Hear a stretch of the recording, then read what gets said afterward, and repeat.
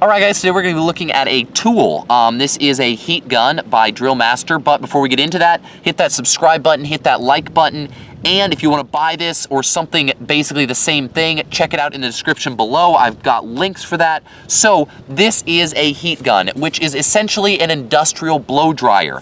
I picked this up for not very much money, and frankly it does everything I need it to do. For the price, you can't really beat it. It's a great tool to have. I use it for heat shrink on electrical connections all the time.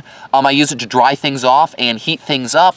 It has a two-stage switch here, so you've got high and low, and high and low refers to the heat that's coming out of it rather than the speed of the fan. And other than that, it basically works as a blow dryer. It has a heat coil up inside there that gets very, very hot, and then it just has a small fan that blows that hot air onto whatever you're trying to heat up. So that is the Drill Master heat gun. Great tool for the price, can't really be beat. I use it all the time, and so far it hasn't let me down.